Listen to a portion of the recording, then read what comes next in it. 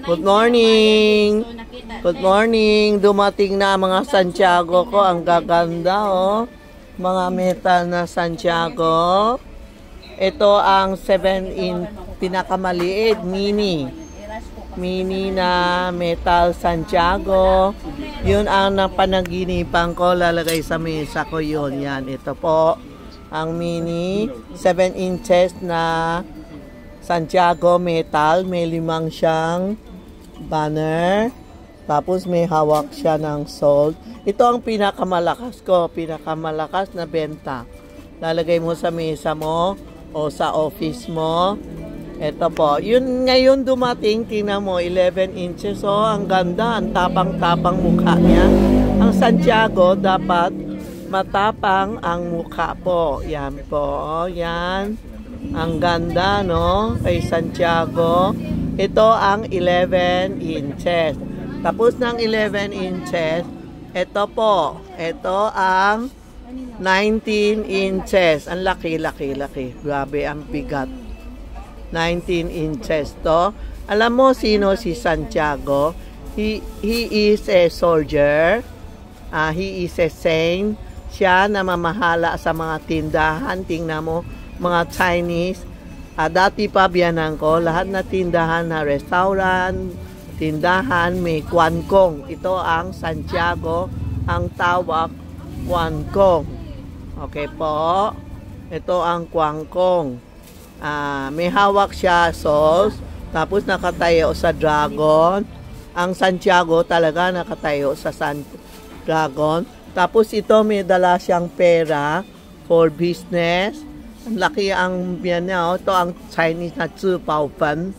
自保本, ibig sabihin, puno-puno na pera po. Yan si Santiago, nagtutulong siya sa mga mahihirap. May problema ka, sabi mo, Santiago, ito si Tita Maxi, nakatira saan, tulungan mo ako, ganun, hingi niyo mga mahina negosyo, o may utang ayaw magbayad, o may kaso. Ang daming customer tumawag sa akin, bigla siya nagulat yung kaso nila na dismiss. O kaya yung mga politics, bumibili sa akin para manalo sila. Ang dami-dami pumupunta sa akin nang bumili Santiago, linagay tindahan nila, nabong ang tindahan nila, lumakas, lalo na sa palengke kahapon, may pumunta makina, nako, may ilang taon na, sabi niya, Tita Maxi, grabe ang Santiago niya po, no? Pumunta ka dito kung sasama sa'yo, minsan, ayaw siya sumama, iba, lumabas, bumalik, kumuha kay Santiago. Ito ang mini 11 inches, 19 inches. Yung sa likod, tingnan mo. Reno, ang laki, oh. Ito ang nasa likod. Ito ang 50 centimeter, ano? Sorry po, 50 centimeter, hindi inches pala. Yan kasi sa China. Ayan, no? Pinakamalaki yan. Ang laki. Ang laki. May 4 size dumating. No? Yan po, ha? Mag-order na kayo kay Santiago. Dalhin nyo na sa bahay before Chinese New Year para lumakas ang business natin. Everyday, inaalay ko isang baso tubig. Minsan, binibigay ko siya ng red wine. Pero sa mga other country, mga Amerika, Canada, Italy, Taiwan, ganun, Hong Kong, sinasabi, nilalagay niya red wine. Iba naglalagay ng alay ng red wine. At iba naglalagay ng tubig. Everyday tubig kasi tubig is pera. Pera po. Kaya araw-araw, bigay mo siya ng tubig everyday, palitan mo. Yung alak, pwede kalahating araw, inumin mo na. Sayang. Iba naman, pinabayaan. Sabi na, tita, nababawas. Sabi ko, baka si Santiago nakinom.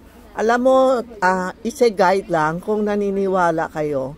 Bumili kayo. Pag hindi naniniwala, huwag kayo pumunta dito. Tapos ang daming sinasabi po, no? Makakasakit kayo ng tiyan nyo. wag kontra ha. Kung mga subscriber, mga customer, pupunta kayo, huwag kayo kasama mga nakokontra. Alam mo, pag nakokontra siya, hindi ko binebenta sila.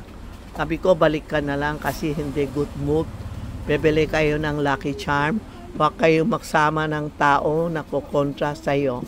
Pag nakokontra sa'yo, hindi ko talaga actually, hindi ko binebenta. Kasi hindi naman sa pera ako eh. Ang gusto ko, yung good heart, pupunta kayo dito, maganda ang puso nyo, sasamahan nyo Santiago umuwi. Hindi yun, pupunta kayo kasama ang kontra, ay, wag na, mahal, wag na, ganun. Wag na kayo magsama ng kontra po, ha? Tingnan mo yung mukha ni Santiago, matapang. Kasi Santiago, kailangan matapang. No? Sobra-sobra, siya tapang. Ang hinahanap ko, puro matapang. Ayan po, Yan ang bagong Santiago, dumating. Text nyo si Tita Maxi o Charmy Ongpin, si Rena, and si Inday, makaasikaso sa inyo po, ha? Thank you po. Thank you.